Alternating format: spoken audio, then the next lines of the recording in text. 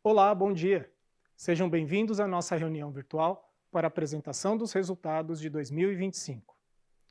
Esse evento está sendo gravado e conta com tradução simultânea para o inglês. To listen the audio in English, press the interpretation button at the lower right-hand side of the screen. O evento será dividido em duas partes. Na primeira parte, nosso CEO, Delano Valentim, e nosso CFO, Rafael Sperandio, apresentarão as principais entregas do trimestre. A apresentação, em português ou inglês, pode ser baixada no nosso site de relações com investidores pelo endereço www.bbseguridaderi.com.br. Na segunda parte do evento, haverá uma sessão de perguntas e respostas, quando analistas e investidores poderão solicitar esclarecimentos adicionais. Retornarei após as apresentações para passar as orientações para quem desejar fazer perguntas. Agora, passo a palavra para o Delano, que falará dos principais destaques do ano. Delano, por favor, agora é com você. Obrigado, Felipe. Bom dia. Primeiramente, quero agradecer a todas as pessoas que estão conectadas, acompanhando a nossa reunião virtual, onde apresentaremos aqui o nosso desempenho de 2025.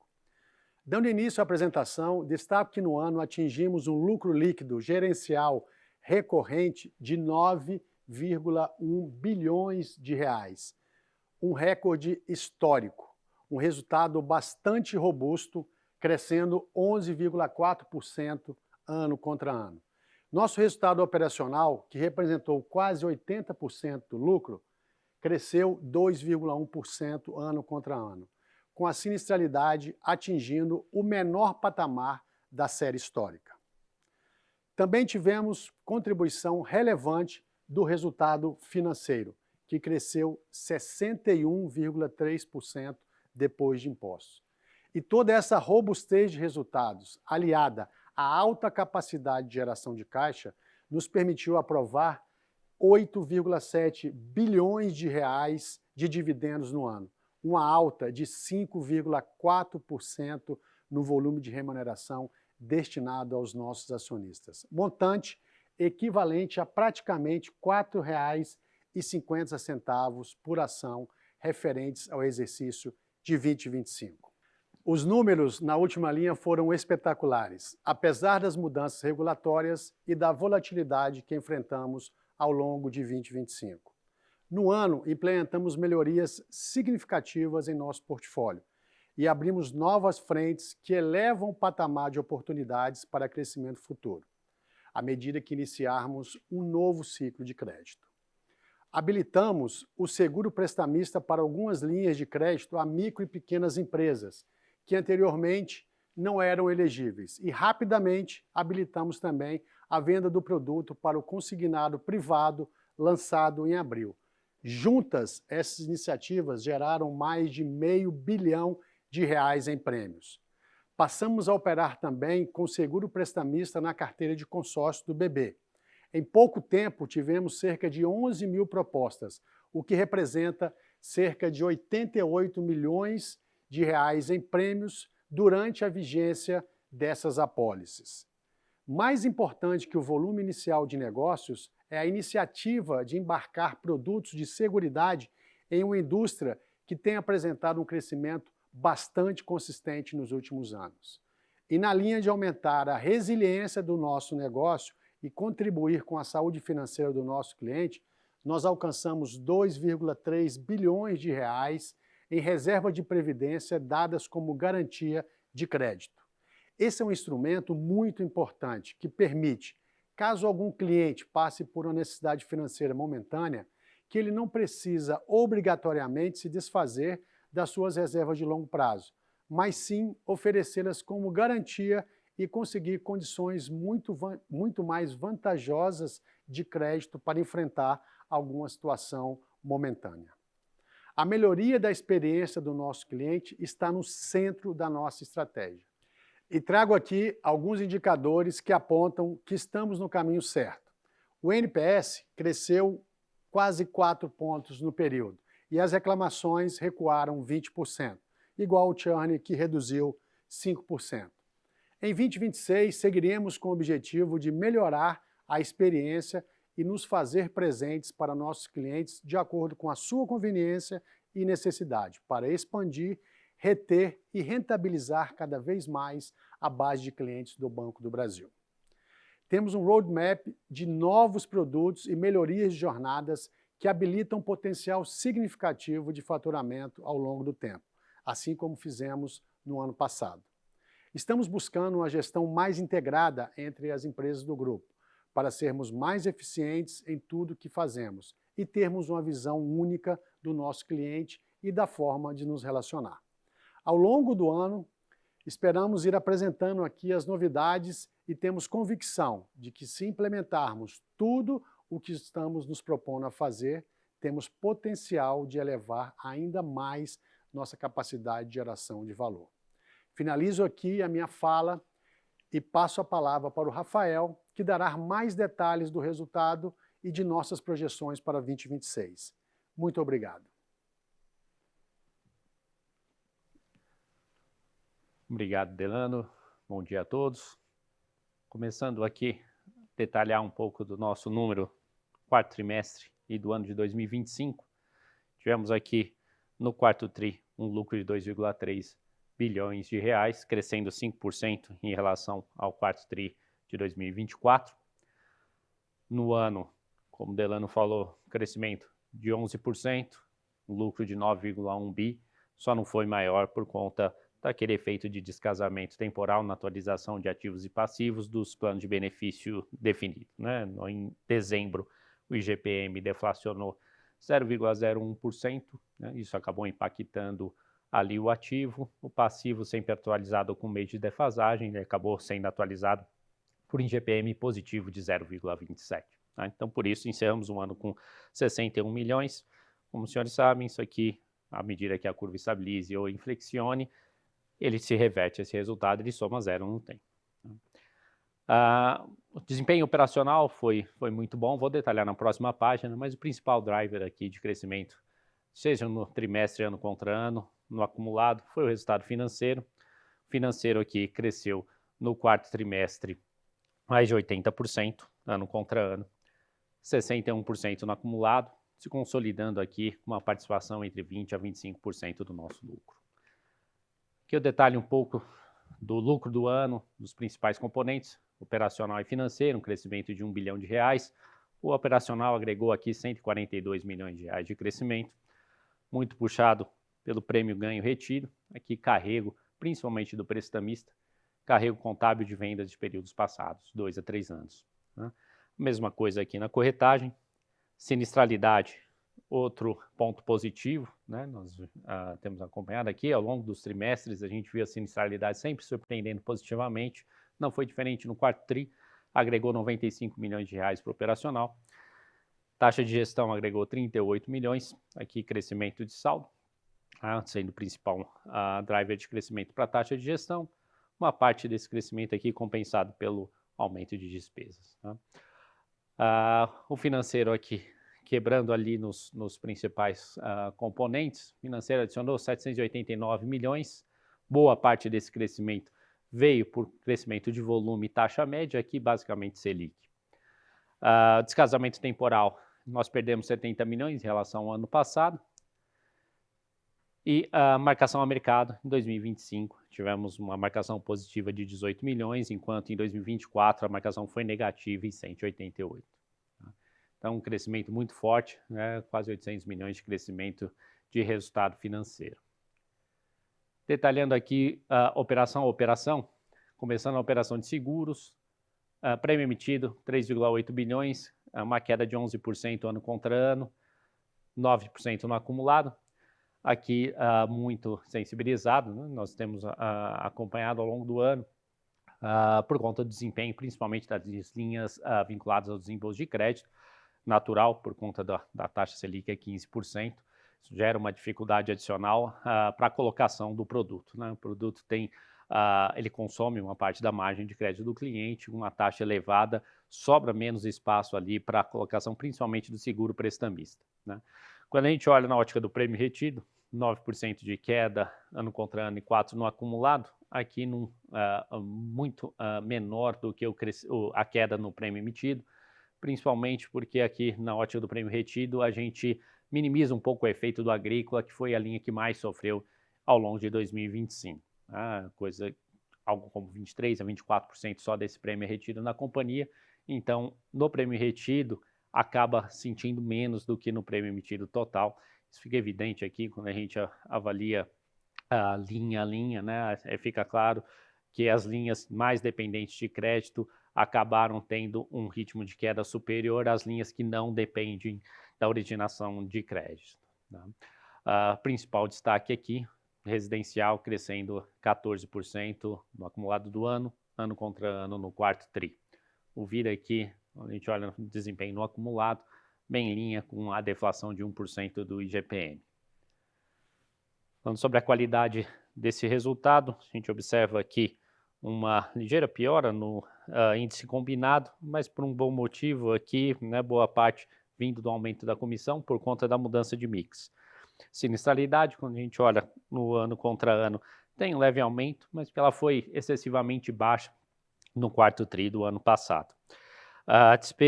Índice de despesa sobe, aqui também por evento pontual, baixa de intangível por imóvel de uso, tá? A gente fez um ajuste, uma revisão na metodologia de cálculo, e isso acabou impactando aqui no quarto tri. No acumulado do ano, a gente observa um desempenho mais estável, né? Então, 30 bases só de piora no combinado, principalmente por conta do comissionamento, mesma coisa como eu disse aqui, né, no quarto tri, ano contra ano, aqui acaba refletindo positivamente ali na BB Corretora. A sinistralidade teve um desempenho muito positivo, né, ela cai de 23,7 para 22,5. Aqui, embora o agrícola tenha aumentado, acaba que nas demais linhas de negócio a gente teve um desempenho muito positivo, em especial as linhas de vida. Índice de despesas praticamente estável em 2025 comparado com 2024. Financeiro aqui é uma companhia que tem seus ativos uma composição muito concentrada em pós-fixado, então acaba que a Selic tem um benefício direto no crescimento da receita financeira, 28% ano contra ano, 40% no acumulado.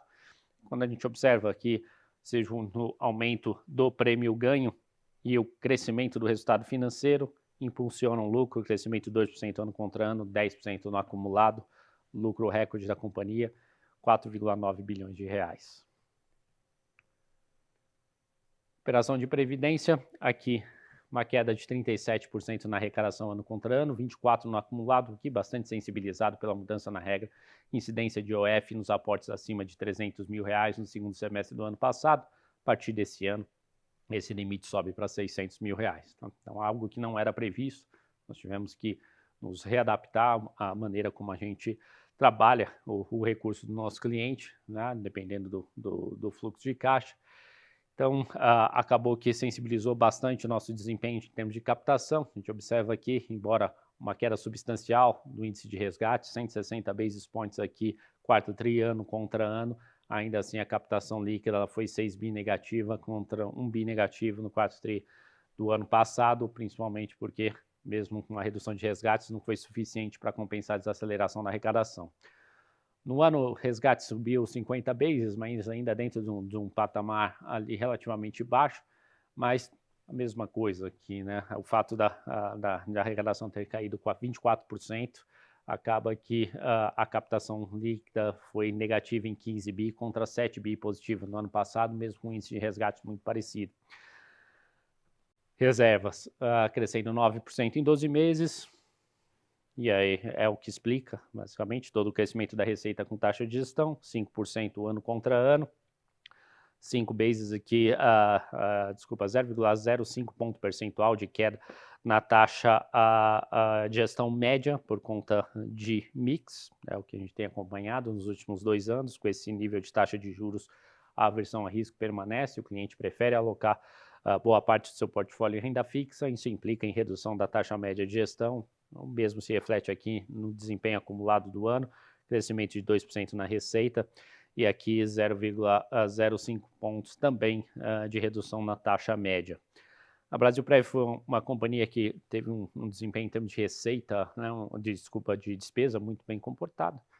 né? Então, teve uma melhora no índice de eficiência ano contra ano, de quase 1 ponto no acumulado do ano, que somado ao que eu mencionei no início da apresentação, né, a deflação do IGPM no ano como um todo teve um impacto muito positivo de redução na despesa financeira, né, que afetou positivamente ali o custo do nosso passivo, e seja a melhora de eficiência, essa melhora do resultado financeiro advinda de uma queda substancial na despesa financeira, o lucro cresce 39% ano contra ano, 23% no acumulado. Na operação de capitalização, aqui uma queda de 20% na arrecadação ano contra ano, mas encerramos o ano com um crescimento de 1%, praticamente 6,8 bilhões de reais. As reservas crescendo 3% em 12 meses. Em prêmios de sorteio, crescimento de 24% ano contra ano, 20% no acumulado, 75 milhões de prêmios distribuídos em 2025. Resultado financeiro aqui, principal destaque, né, uma companhia essencialmente que opera dependente da margem financeira, então um aumento considerável aqui, 120 bases no spread, tá, 43% de crescimento no resultado financeiro ano contra ano, 11% no acumulado, com 20 bases de aumento no spread aqui no ano. Só não foi maior por conta, no início do ano, a gente começou 2025 com boa parte da operação redeada por questões de liquidez e capital. Quando a curva fechou em janeiro, isso acabou gerando um ajuste negativo, isso acabou sensibilizando aqui o resultado financeiro de 2025, mas foi uma coisa restrita no primeiro trimestre, se recuperou ao longo do ano, encerrou o ano crescendo aqui 11%, e é o crescimento do resultado financeiro que reflete diretamente aqui na performance de lucro, 42% de crescimento ano contra ano, 13% de crescimento no lucro acumulado, 318 milhões de reais de resultado, também recorde na história da Brasilcap. Na operação de distribuição, aqui a corretagem cai 4% ano contra ano, aqui muito sensibilizado por conta da desaceleração na arrecadação de previdência e capitalização, né? No ano, a receita sobe 3%, aqui ainda tem um efeito forte de carrego de diferimento, né, de comissões de aquisição diferida. Isso acabou gerando crescimento de 3% no acumulado do ano, principalmente por conta desse desempenho na operação de seguros. Margem líquida aumenta 2,5 pontos ano contra ano, 2,6 pontos no acumulado, aqui uma influência direta do resultado financeiro, beneficiado tanto pela Selic média, né, uma companhia que roda basicamente compromissada vinculada à DI, e o próprio crescimento de volume, tá? Isso acabou gerando um impacto bastante positivo ali na formação de resultado. Então, apesar da receita ter caído 4%, o lucro fica praticamente estável quarto tri ano contra ano e cresce 7% no acumulado. Passando aqui para a nossa prestação de contas em relação ao Guidance 2025, então, em reservas de previdência, ficamos dentro do Guidance. Em resultado operacional, também dentro do intervalo de 2,8. Ficaria praticamente dentro mesmo do intervalo anterior que nós tínhamos, né, antes de ter feito a revisão. O piso anterior era de 3%. Então, chegaria próximo até mesmo no intervalo revisado. A única linha que ficou abaixo aqui em prêmios emitidos, né, nós tínhamos um intervalo de variação negativa de 4% a crescimento de 1%, acabamos encerrando o ano com uma queda de 8,8%, bastante sensibilizada pelo desempenho de linhas mais dependentes de crédito. Para 2026, essas são as nossas expectativas. Em termos de crescimento de reserva de previdência, nós esperamos um crescimento de 8 a 11%. Em termos de resultado operacional não juros, nossa expectativa é de uma retração de 7% a uma retração de 3%. Tá? Bastante influenciada aqui pelo desempenho que nós esperamos de prêmios emitidos, uma queda de 3% a crescimento de 2%. Essa talvez seja o indicador aqui que nós temos maior nível de incerteza associado a esse desempenho ao longo do ano. Nós temos uma expectativa bastante positiva em termos de prêmio, mas ainda é muito prematuro, porque boa parte dessa expectativa de crescimento, de recuperação, ela vem justamente das linhas que dependem de crédito, e para que isso se materialize, a gente precisa observar uma redução considerável ali no prêmio de risco na curva de juros. Tá? Então, ainda muito cedo para afirmar, a gente pretende adotar uma postura mais cautelosa agora no início do ano, e à medida que nós tenhamos mais informações ao longo do decorrer de 2026, a gente pode eventualmente calibrar melhor esse intervalo para que ele reflita melhor a nossa realidade. Bom, com isso eu encerro aqui a apresentação e me junto agora ao Delano e o Felipe para a sessão de perguntas e respostas.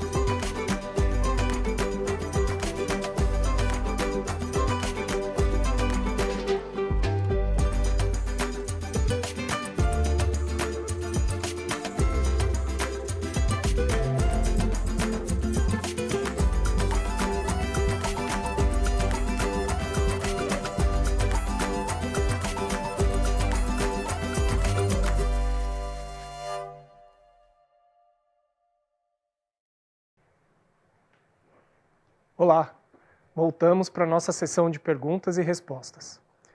Quem desejar enviar uma pergunta por escrito, basta clicar no botão Q&A na parte inferior da tela. Também liberaremos algumas perguntas de analistas por áudio, e para isso, basta clicar no botão Raise Hand e entrar numa fila. Quando autorizado, é só liberar o microfone e seguir com a sua pergunta. Tentaremos responder todas as perguntas enviadas por escrito aqui no ao vivo. No entanto, se por conta do tempo disponível aqui para a reunião a gente não conseguir responder a todas, nós enviaremos essa resposta por e-mail logo depois. Agora sim, começando a nossa lista de perguntas aqui, enviadas na fila. A primeira pergunta ela é do Thiago Binsfeld, do Goldman Sachs. Tiago, muito bom dia. Pode, por favor, liberar seu microfone e fazer sua pergunta. Oi, bom dia, Felipe, Rafael Delano. Obrigado por pegar minhas perguntas. Eu queria fazer duas. Primeira do guidance, explorar essa ideia que o Rafael fechou ali na apresentação dele, sobre o guidance de prêmios ser um pouco conservador. Se você pudesse discutir um pouco mais em quais linhas você acha que ele é mais conservador, discutir também a expectativa por produto, prestamista, vida, agrícola e também os outros componentes do rural, se puder qualificar um pouquinho mais de onde vem o crescimento e onde você acha que tem os principais riscos positivos nas expectativas de vocês. E a minha segunda pergunta, eu sei que vocês não dão guidance para o resultado financeiro, mas se vocês pudessem falar um pouquinho da expectativa para 2026, qual que é a queda de Selic média que vocês estão trabalhando, relembrar a sensibilidade em relação a Selic, e também ajudar a colocar o resultado de 2025 em bases comparáveis, né, conciliar os efeitos de descasamento de inflação, MTM, só para a gente entender qual que é a expectativa de vocês para o resultado financeiro nesse ano. Obrigado. Bom, Thiago, obrigado pela pergunta. Vou começar respondendo aqui a primeira, na ordem. Com relação ao guidance de prêmios, ali, vamos recapitular, né? Algo como 70% do prêmio emitido hoje, ele de alguma forma tem vinculação com a originação de crédito. Né? Então, quando a gente avalia o orçamento que foi definido, né, junto ao banco no final de 2025, nós traçamos ali uma ambição de crescimento nessas linhas bastante relevante, tá? Um crescimento bastante substancial. Mas boa parte dessa ambição ela está ali suportada por uma premissa de redução de taxa de juros. Ali eu não estou nem falando da Selic Spot, eu estou falando mais de futuro, né? Tá, na estrutura a termos de taxa de juros, a gente espera uma redução desse prêmio de risco, principalmente ali nos velhos 5 e 10 anos, para que isso gere uma reprecificação ali no crédito e que o prestamista consiga penetrar, principalmente o prestamista aqui, eu estou dizendo, né, para a pessoa física, tenha mais espaço na penetração na modalidade que a gente chama SLIP, né, que é ali na originação do crédito. E é natural, né, com uma política monetária mais restritiva, acaba que sobra menos espaço para o prestamista ser embarcado na parcela do crédito, ele acaba entrando por fora da operação e isso acaba gerando ali um cancelamento maior, né? Então a gente acaba tendo que emitir muito mais prêmio para ter um prêmio líquido comparável àquele quando a gente tinha uma participação maior do prestamista SLIP na composição do prêmio total, né? Então, uma redução na taxa de juros favorece a colocação do prestamista embutido na parcela, que isso por si só gera uma recorrência maior, uma estabilidade maior na emissão de prêmios. Para o rural, algo parecido. A gente espera uma recuperação também do agrícola, né, dado todo o movimento que foi feito de renegociação, que vocês têm acompanhado. A gente tem uma expectativa melhor também para a agrícola de crescimento. Por outro lado, ali nas linhas de penhor e de vida produtor rural, ali seja por efeito base ou seja por ainda um ambiente de juros elevado que gera ali também menos, vamos chamar assim, disposição para o produtor rural em fazer novos investimentos, e a linha de penhor rural é diretamente sensibilizada para isso. Ali, nessas duas em específico, a gente espera uma queda ano contra ano, tá? Então, em resumo, a gente está bastante otimista com o prestamista, bastante otimista com a agrícola, talvez ali em vida produtor rural e penhor rural, uma variação negativa ano contra ano. Vida, a gente trabalha ali com uma expectativa meio que flat, um crescimento mais alinhado à inflação, e a residencial e empresarial são linhas menos penetradas, essa a gente espera crescer até mesmo acima do intervalo do guidance, tá? Então, essa é mais ou menos a nossa ambição para 2026, mas como ainda a gente está muito no início do ano, muito prematuro ainda para tentar antecipar esse movimento que deve acontecer na curva de juros, a gente pretendeu aqui ter uma postura mais cautelosa nesse início de janeiro, e à medida que a gente tenha mais informações, à medida que a gente observe uma redução dessa volatilidade, uma maior estabilidade na curva após redução, e como que isso vai se refletir no comportamento do crédito, a gente pode calibrar esse intervalo do guidance ao longo do ano, tá? Então, em resumo, prêmio é isso, são várias partes móveis aqui, a gente tenta chegar ali num intervalo ali meio que ideal para trazer uma boa orientação agora nesse início de ano para o mercado projetar o resultado para 2026, mas não é uma tarefa fácil, a gente já sabia, é um ano de volatilidade, a gente tem cenário eleitoral no segundo semestre, então é natural, acontece essa volatilidade todo ano, então a gente pretendeu aqui adotar uma postura mais cautelosa nesse início e refinar ao longo do ano, tá? Falando de financeiro, o que a gente trabalhou aqui de premissa no orçamento não é muito diferente daquilo que o mercado está projetando, tá? Então, em termos de Selic média, a gente prevê uma redução ali em torno de 1 ponto percentual nesse ano, e é muito próximo daquilo que a curva também está precificando, tá? Então, a sensibilidade ainda continua a mesma, que a gente já vem há algum tempo sinalizando para o mercado. Cada ponto de Selic aqui para baixo ou para cima tem um impacto de 100 milhões no lucro, também para baixo ou para cima, tá? É bastante simétrico, esse efeito é bem direto. Quando a gente fala de inflação, aqui a gente tem um componente importante, tá? Para detalhar. Até pela composição ali de ativo e passivo e a influência que isso tem na composição do resultado financeiro da companhia como um todo, né? Lembrando, isso é bem restrito ali ao plano de benefício definido na Brasilprev. O IGPM hoje a gente tem uma sensibilidade de cada ponto acima, né, do que foi no ano anterior. A gente estima um impacto aqui de 12 milhões a menos de resultado para a BB Seguridade, tá? O IPCA, aqui a gente trabalha com uma expectativa de cada ponto de aumento no IPCA em torno de 30 milhões. Aqui a gente, para IGPM, trabalha com, olhando o Focus também, sem muita ciência por trás, né? O IGPM ele deve subir uns 5 pontos e o IPCA cair em torno de 30 bases, tá? Então, ambos os efeitos têm negativo, né? Cada ponto que o IGPM fica acima do ano anterior, 12 milhões negativo, e aqui o IPCA, a cada ponto que ele vem abaixo do ano anterior, 30 milhões negativo. Tá? Então, esse seria, ali, a grosso modo, as sensibilidades. Para compor isso aí na projeção de vocês, 2 pontos que eu ressalto aqui.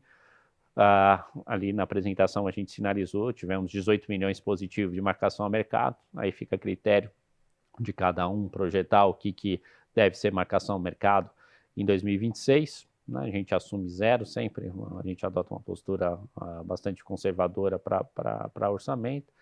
E lembrando também outros pontos que eu destaquei na apresentação, a gente teve 61 milhões de descasamento temporal, né? Então, normalmente nós aqui, quando trabalhamos em orçamento, a gente assume a reversão desse descasamento, seja ele positivo ou negativo, dentro do exercício corrente, porque ali quem já vem acompanhando a companhia ao longo dos anos sabe que esse efeito ele soma zero no tempo, é uma questão puramente ali de descasamento temporal só na atualização desses indexadores, tá?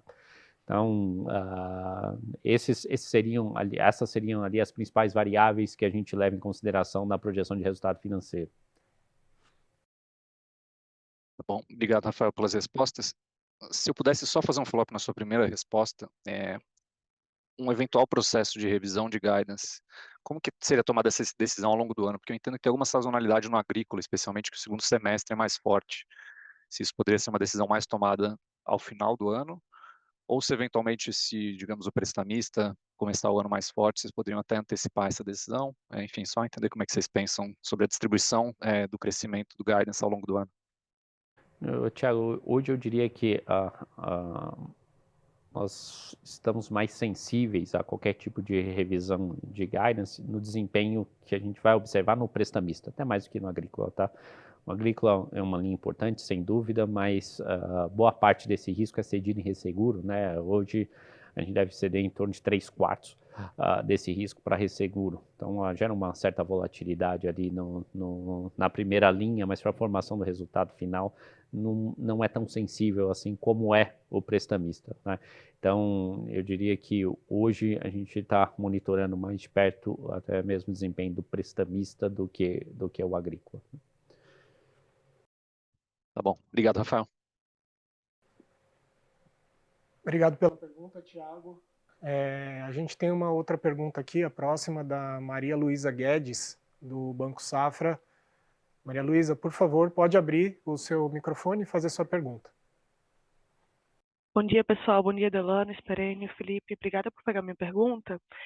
Eu ainda queria abordar um pouco com relação ao guidance. Como o Sperênio já comentou, a gente tem aqui alguns pontos de incerteza, mas só para a gente conseguir, pelo menos, acessar aqui as probabilidades das pontas extremas. Então, eu sei que tem um componente de prêmio como mais incerto, mas eu queria entender também como é que sinistralidade entra nas estimativas de vocês. Então, queria entender se tem algum componente aqui de conservadorismo com relação à sinistralidade e quão conservador seria em cada um dos cenários. Então, na ponta baixa e na ponta alta, o que é que vocês estão pensando para a sinistralidade? Se no cenário mais otimista, que é ali o operacional caindo 3%, existe alguma expectativa de sinistralidade flat ainda, ou se de fato em todos os cenários vocês esperam uma normalização dado o patamar atual? Obrigada.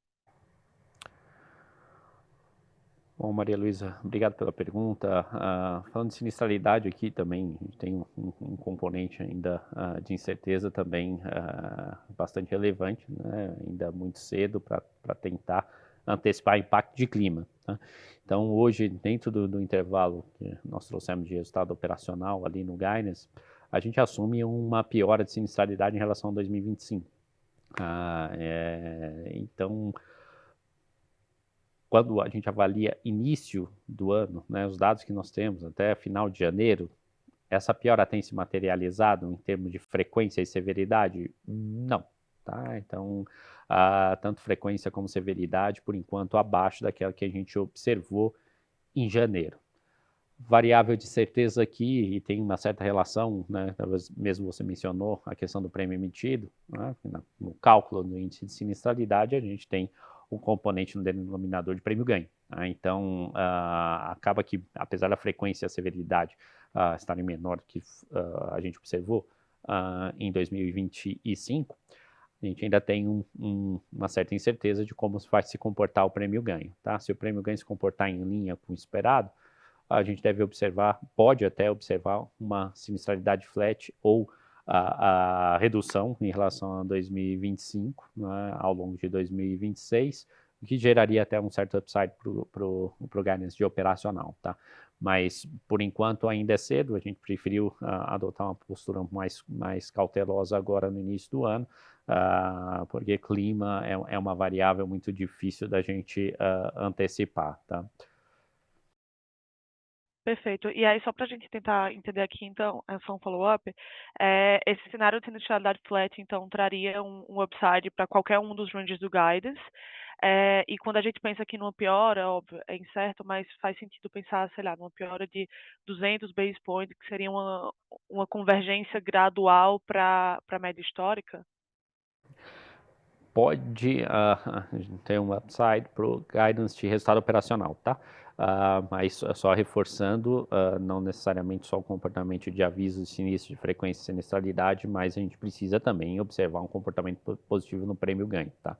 Então, hoje a principal variável que a gente já está observando é que severidade e frequência abaixo do esperado.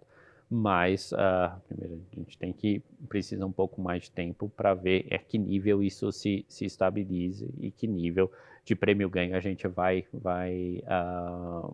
demonstrar ao longo de 2026. Perfeito, obrigada. Próxima pergunta, ela vem do Arnon Shirazi, do Citi. Bom dia, Arnon. Por favor, pode abrir seu microfone e fazer a sua pergunta. Opa, bom dia, pessoal. Obrado pela oportunidade de fazer pergunta.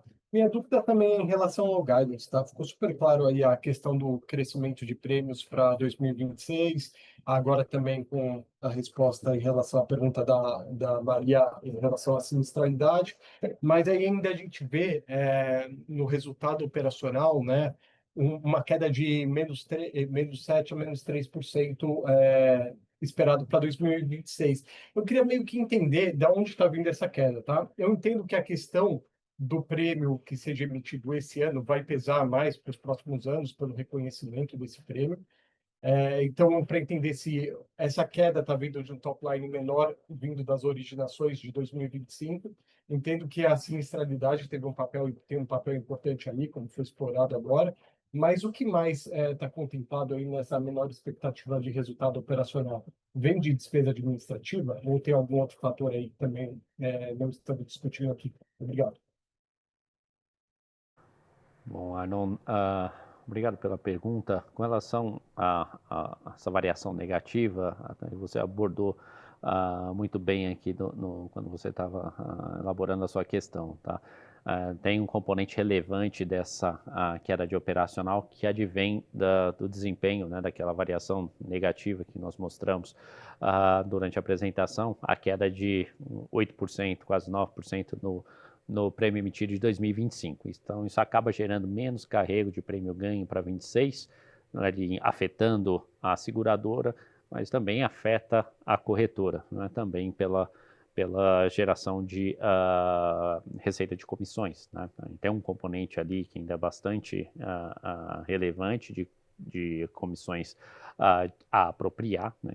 Continuam sendo apropriados no resultado decorrente de vendas passadas, mas essa desaceleração que aconteceu em 2025, ela acabou consumindo um pouco, vou chamar aqui desse colchão de prêmio não ganho e dessas comissões a apropriar. E agora em 2026 a gente fica mais dependente, né, para geração de resultado operacional das vendas no exercício corrente.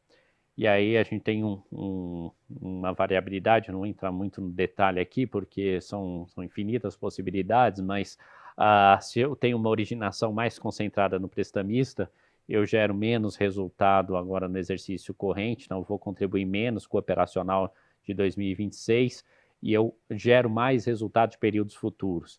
Se o prestamista vier abaixo do esperado e a gente conseguir maior contribuição, seja do vida, residencial, empresarial, até mesmo dos produtos de rural, que são produtos mais curtos, a gente consegue gerar mais resultado em 26 e menos resultado para 2027. Então, quando você trabalha nessa composição de prêmios emitidos, isso tem uma influência direta aí nessa range de resultado operacional. Soma-se a isso a questão de sinistralidade, como eu mencionei na resposta anterior.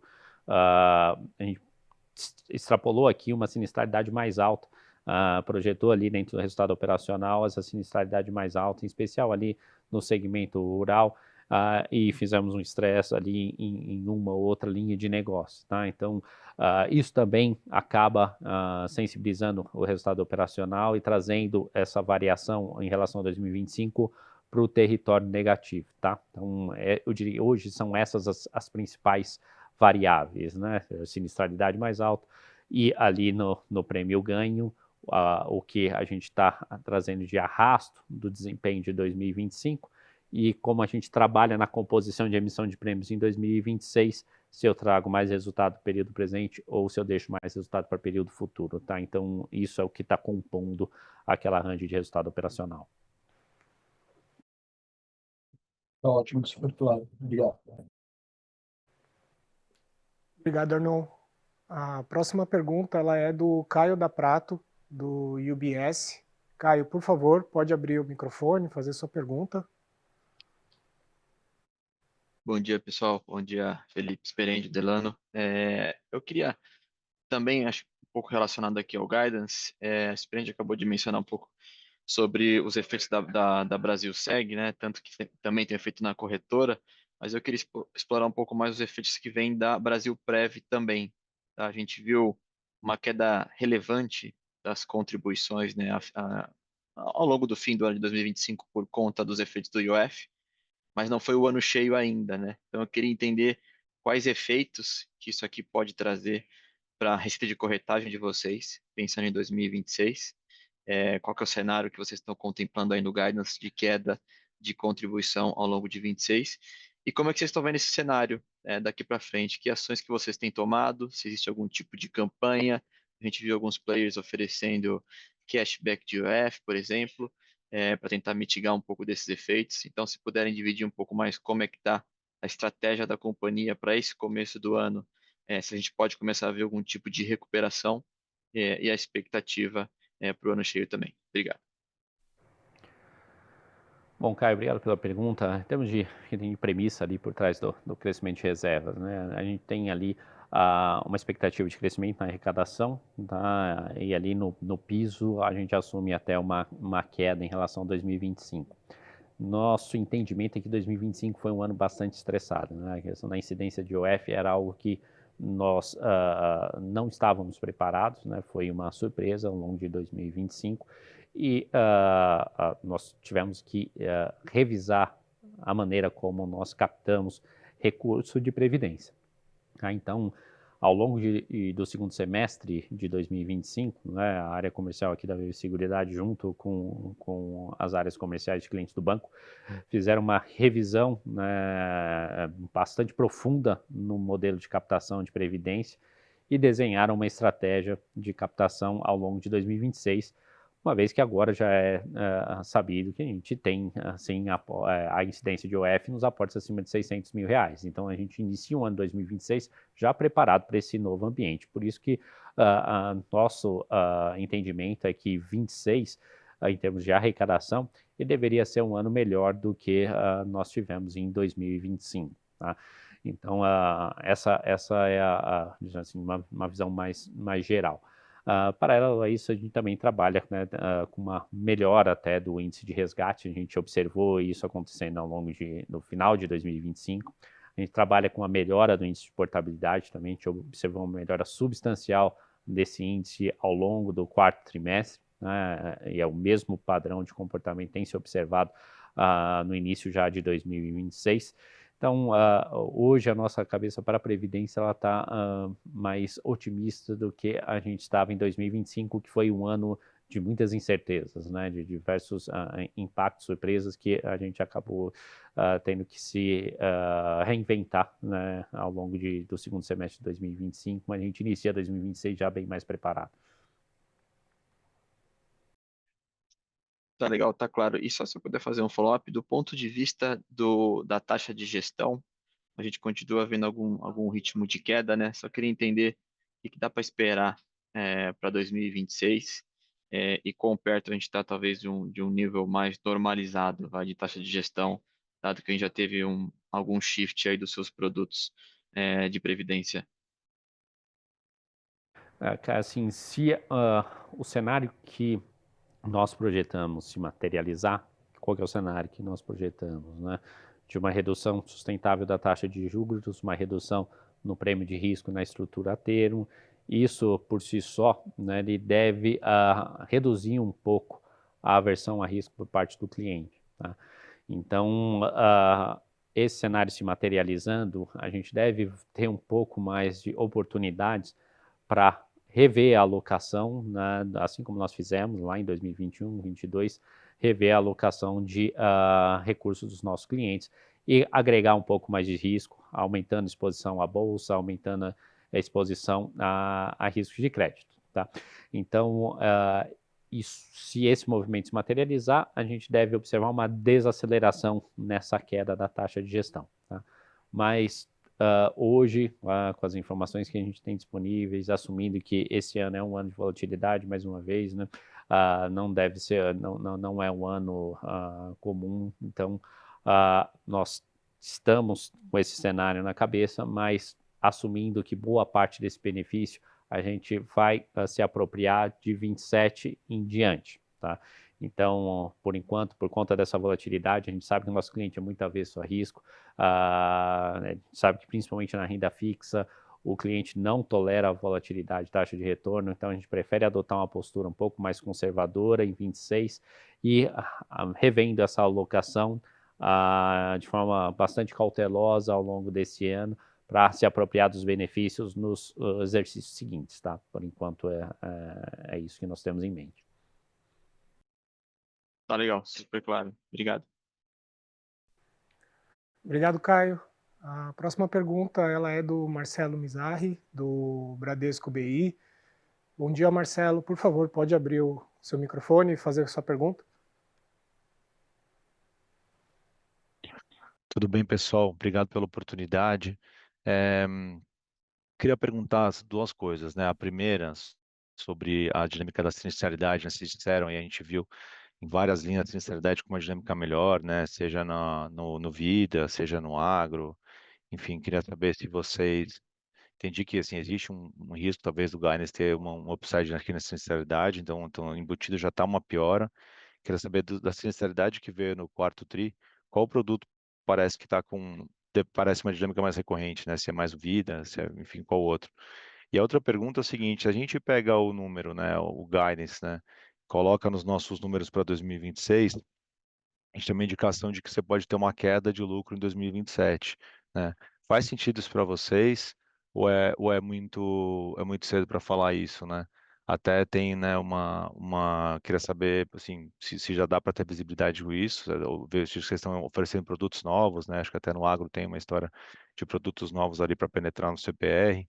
Então, eu queria saber se, sei lá, o cenário base é ter uma queda de lucro em 27 ou vocês acham que dá para ter um crescimento com os produtos novos? Bom, Jair, obrigado pela pergunta. Falando de sinistralidade, a gente, como eu mencionei no início, a gente trabalha com uma postura um pouco mais cautelosa agora nesse início de ano, principalmente nos produtos de rural. A gente tem hoje, né, um impacto de laninha que ao longo do segundo semestre, a predominância, pelo menos hoje que as previsões de clima indicam, uma predominância de neutralidade e ali talvez migrando para El Niño. Então, não temos hoje, por enquanto, nenhum indicativo de algum agravo de clima que nos leve a a ter uma sinistralidade muito maior do que a do ano passado, mas a gente não descarta que ela pode ser marginalmente maior. Quando a gente vai ter uma visibilidade melhor sobre isso, talvez no final do primeiro semestre, tá? Mas por enquanto a gente pretende adotar essa postura um pouco mais cautelosa de colocar isso na conta para não gerar qualquer tipo de surpresa. Nas demais linhas, a gente não tem uma expectativa de variação muito grande ali. Talvez o Vida está com uma sinistralidade um pouco mais baixa do que a gente observa normalmente, mas nada muito sensível, nada que nos preocupe, tá? As demais linhas elas estão bem comportadas, a gente espera um bom comportamento ao longo de 26. A principal variável de certeza aqui, eu diria ali, nos produtos rural, em especial ali no seguro agrícola, tá?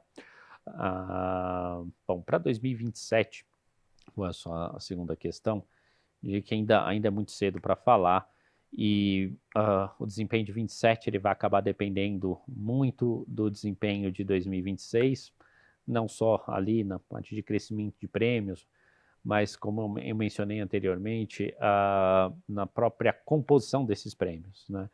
Então, se eu tiver, por mais que eu tenha crescimento, se esse crescimento ele for muito concentrado em produtos de curto prazo, acaba que 27 ali a gente vai ter que avaliar com cuidado o cenário, né, ali das linhas endereçáveis e comportamento, para ver o quanto de resultado eu vou gerar em 2027. Agora, se esse crescimento já vier, por exemplo, muito carregado em prestamista em 2026, a gente começa 2027 já com uma visão muito mais positiva, que isso vai gerar um carrego bastante relevante, seja de prêmio ganho ou de comissões a apropriar em 2027, tá?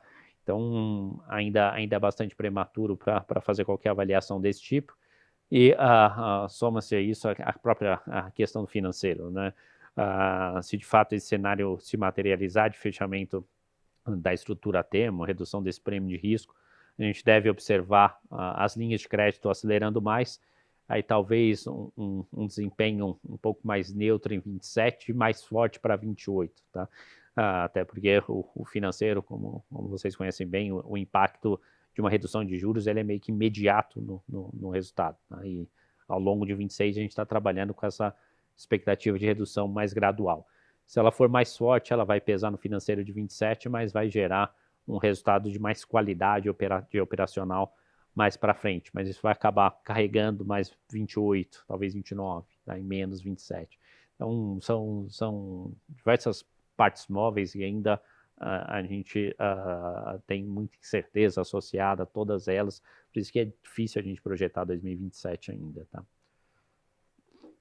Só complementando, em relação à questão do o VPR na CPR, nós estamos trabalhando firme nisso. Hoje, a CPR ela representa cerca de 8% da nossa carteira de crédito rural ampliada. Então, temos uma oportunidade muito grande aí, estamos trabalhando para colocar isso na rua.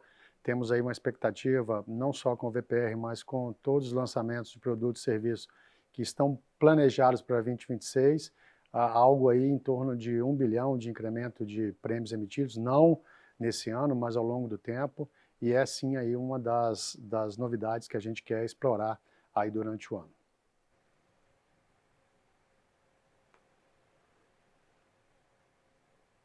Tá legal, obrigado pessoal pela oportunidade. Próxima pergunta do Antônio Ruetti, do Bank of America. Bom dia, Antônio. Por favor, pode seguir com a sua pergunta?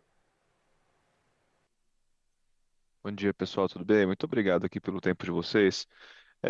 Eu vou seguir nessa linha de produto, né? Se vocês puderem explorar um pouco aqui do consignado privado, a gente vê o Banco do Brasil com volumes bastante grandes de originação.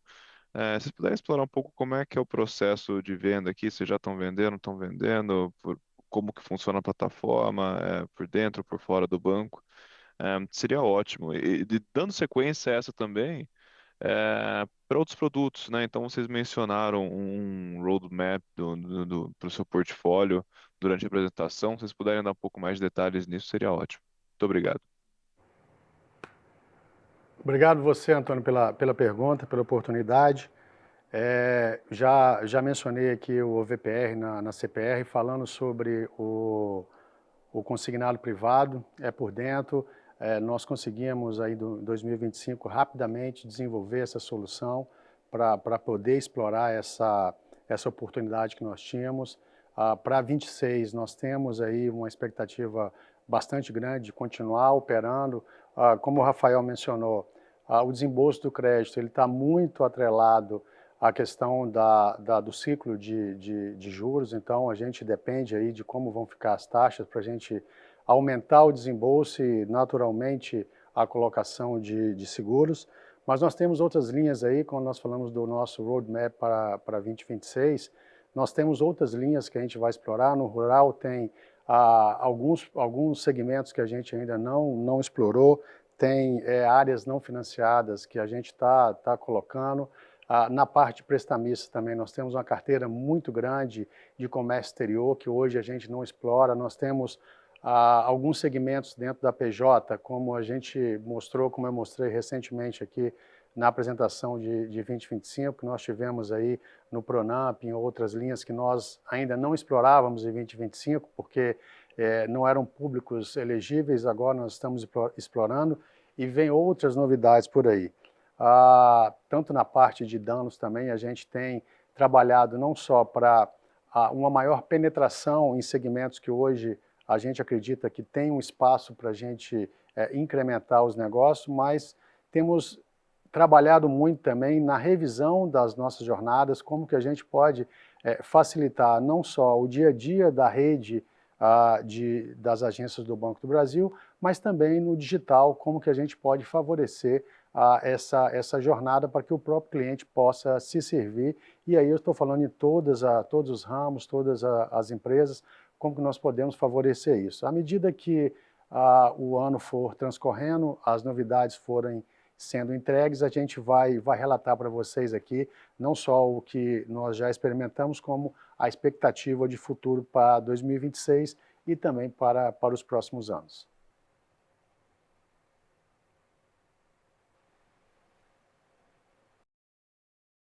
Muito obrigado. Obrigado, Antônio. Próxima pergunta do Eduardo Nishio, da Genial Investimentos. Nishio, bom dia. Pode abrir seu microfone e fazer sua pergunta, por favor? Bom dia, obrigado pela oportunidade. Bom dia, Delano, Esperende e Felipe. Tenho duas perguntas. A primeira em relação à sensibilidade ao ciclo, né, que vocês falaram, prestamista principalmente. Se vocês puderem quantificar para a gente, porque provavelmente não é linear, né, para cada 1.000 pontos percentuais, não deve ter o mesmo impacto na originação de novos seguros, né? Se você pudesse falar um pouquinho de qual o nível melhor, vamos dizer assim, a partir de que nível da Selic vocês esperam um crescimento maior aí de prêmios. E a minha segunda pergunta é em relação à Previdência, né, que vocês tiveram uma queda aí no quarto tri, talvez até maior do que o resto do ano e defasada. Queria saber, assim, das iniciativas que vocês estão implementando aí para 2026, se vocês já pretendem colher o fruto agora, no começo do ano, ou essa vai ser vamos dizer, uma jornada mais para o final do ano, como é de praxe. Muito obrigado. Bom, Nishio, obrigado pela pergunta.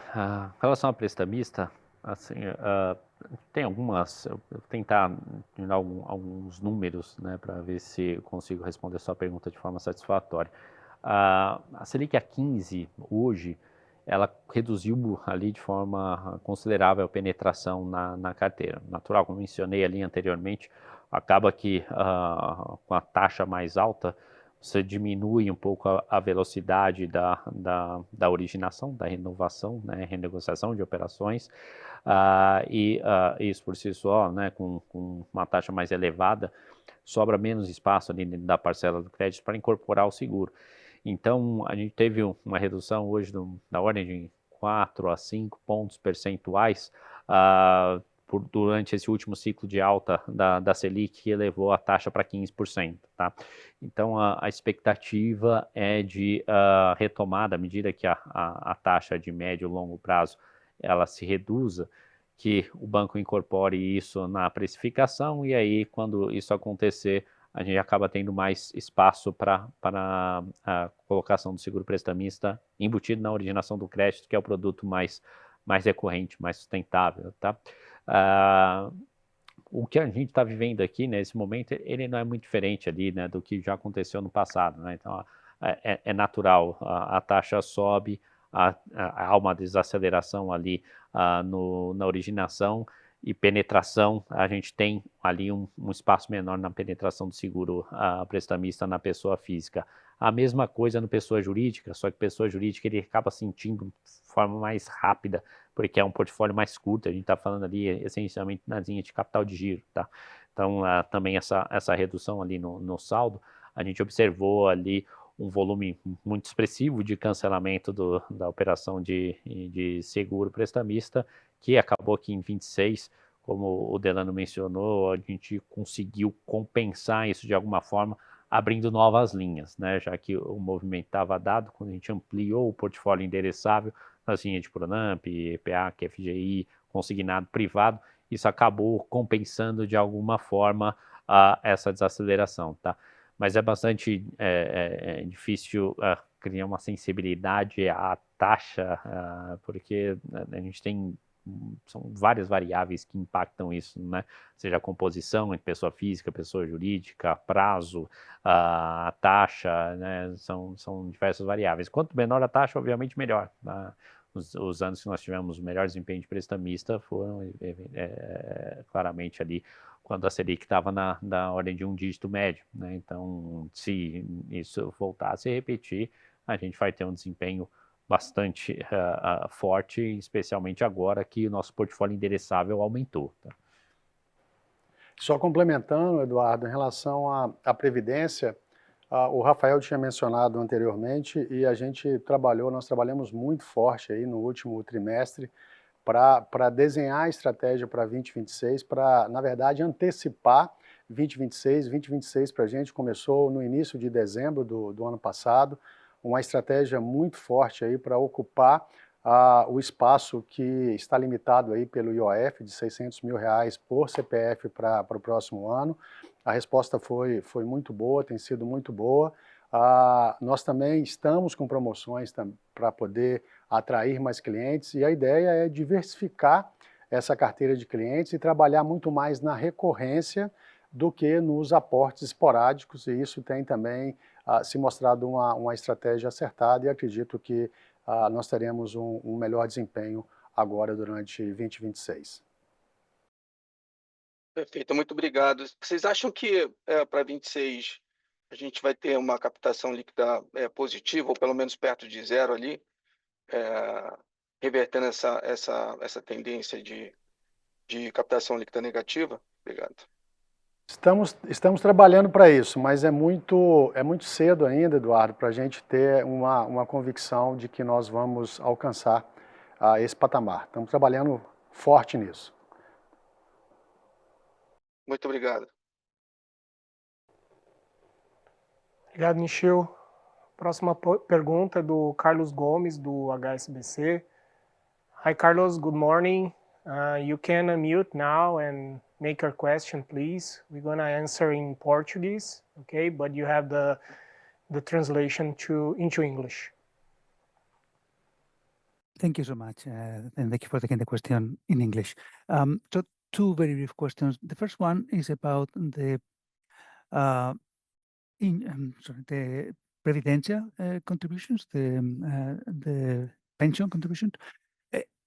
And obviously, there is a reduction not only for you, but for the system as a whole. Do you see any sensitivity on the part of the authorities to review the taxation of these contributions and perhaps lower them in the future, or for the time being, you do not expect any further changes? And the second, going back to the sensitivity to rates, if I got my numbers correctly, you expect sensitivity of 2 million for every 100 basis points in IGPM and 30 million for every 100 basis points in IPCA, but you only expect about 30 basis points decline, if I understand correctly, in IPCA. So the total impact is something like 12 million. Did I understand that correctly? Thank you so much. Obrigado, Carlos, pela pergunta. Eu vou começar aqui, o Rafael pode complementar. Em relação à mudança da tributação, nós não temos nenhuma expectativa no nosso radar de uma mudança na legislação. Estamos trabalhando com a legislação que está em vigor e qualquer novidade a gente espera estar preparado, mas não temos nenhuma expectativa de uma mudança na legislação que foi aprovada no ano passado. Bom, Carlos, com relação à sensibilidade, como você perguntou, só para ficar claro, o impacto de GPM é de 12 milhões, tá? Para cada ponto que ele fica acima do IGPM do ano anterior. Então, se não falha a memória aqui, o IGPM foi negativo algo como 1% em 2025. Se a gente olhar hoje, consenso de mercado divulgado pelo Banco Central, espera um IGPM em torno de 4. Então, você pode assumir aqui de 5 pontos de aumento de IGPM nessa sensibilidade de 12 milhões negativo para cada ponto. O IPCA, nós temos uma sensibilidade aqui hoje, algo como 30 milhões negativo para cada ponto que o IPCA se reduz, tá? É bom levar isso em consideração. E hoje também o que eu estou trazendo aqui é um dado público, o que está na projeção de mercado divulgado no Boletim Focus, algo como 30 bases de redução do índice, tá? Então, o efecto final são 30 pontos básicos, seriam como 9 do IPCA, 60 do IGPM, total perto de 70 milhões. É razoável. Obrigado. Thank you, Carlos. Próxima pergunta do William Barranjard, do Itaú BBA.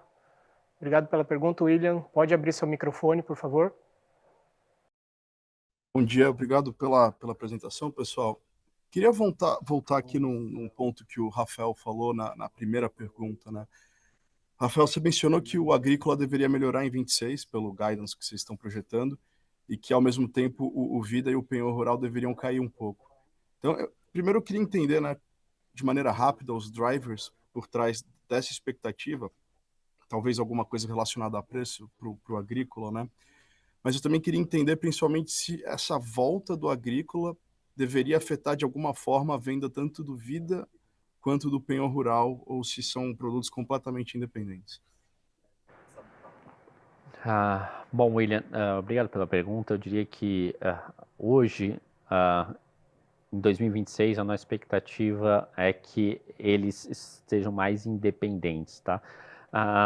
Eu vou tentar aqui resumir, sem entrar muito no detalhe, mas quando a gente observa ali composição da carteira de crédito rural do banco, ali para financiamento de grãos, essencialmente, a gente tem custeio, investimento e comercialização, tá? Então, o agrícola hoje, ele é um produto que ele é muito mais vendido para a linha de custeio. O penhor, ele amplia um pouco mais o leque para a linha de investimento, e o ouro vida produtor rural, né, que é o VPR aqui que o Delano mencionou, é um produto que eu consigo atuar praticamente nas 3 linhas, custeio, investimento e comercialização. Tem um portfólio mais amplo. Quando nós observamos uma dificuldade maior na colocação do seguro agrícola, nós tomamos diversas iniciativas aqui internamente para ampliar portfólio endereçável, para ampliar a base elegível, para a contratação dos 2 seguros. Então, acabou que eles ajudaram a atenuar a queda do agrícola. Agora, a gente parte de 2026 numa base muito forte nessas 2 linhas, né? E principalmente ali no penhor, uma linha que ela depende mais de investimento, e hoje a gente tem um pouco menos de margem para abrir novas linhas, para ampliar público endereçável. Então, por isso, dado essa base forte, dada essa limitação agora que a gente tem de ampliar portfólio endereçável, a gente espera um desempenho mais fraco que nós tivemos em 2025. No agrícola, a situação é inversa. No agrícola, dado todo o movimento que vem acontecendo ali, veio acontecendo ao longo de 2025, né, junto ao banco, na renegociação de carteiras e etc., a gente está com a cabeça um pouco mais otimista, né, que a gente parte de uma base muito mais fraca, né, de prêmio emitido em agrícola, uma base que caiu 40% em 2025. Então, nós estamos com uma visão mais otimista, uma visão de crescimento para 2026. Perfeito. Obrigado, Rafael. Obrigado, pessoal. Obrigado, William. A gente não tem mais nenhuma pergunta para ser feita por áudio na fila. Tem algumas perguntas que chegaram aqui por escrito, mas a grande maioria delas foram respondidas ao longo do evento. Tá? A única que não foi é uma recorrente que a gente tem aqui em relação a dividendos, né? Então, primeiro, o nível de payout que a gente espera para 2026, se é factível sustentar acima de 90%. E política de dividendos, a gente já abordou algumas vezes, mas qualquer possibilidade de mudança na recorrência dos pagamentos. Bom, acima de 90 é algo difícil da gente já antecipar agora, tá? Mas a manutenção da média que a gente vem realizando nos últimos exercícios, eu diria de até 90%, é algo que é totalmente possível, tá? Logicamente que essa é uma decisão que ela vai acontecer ao longo do exercício, né? Mais para o final do ano, né? Para definir o payout final, mas é algo totalmente possível, tá? Obrigado, Rafael. Bom, com isso a gente conclui aqui o nosso evento de divulgação de resultados. Vou passar a palavra aqui para o Delano, para o Rafael, para considerações finais, mas antes gostaria de pedir um apoio para que respondam o questionário que a gente manda aí ao término do call com a percepção em relação à equipe, em relação ao evento e os materiais de divulgação. Obrigado, bom dia, Delano, Rafael. Bom, primeiro agradecer a participação de todos que acompanharam a divulgação do nosso resultado, um resultado bastante robusto e uma remuneração muito alta para os nossos acionistas. Gostaria de agradecer o empenho de toda a nossa gente que nós tivemos aí, não só na BB Seguridade, mas também nas empresas investidas e a força de vendas do Banco do Brasil e principalmente a confiança dos nossos clientes. Garantir que nós vamos continuar trabalhando firmes para entregar um resultado condizente com o tamanho da BB Seguridade. Muito obrigado, tenham todos um excelente dia. De minha parte aqui, só me colocar mais uma vez à disposição para esclarecer qualquer tipo de dúvida que tenha permanecido. Tenham todos um bom dia.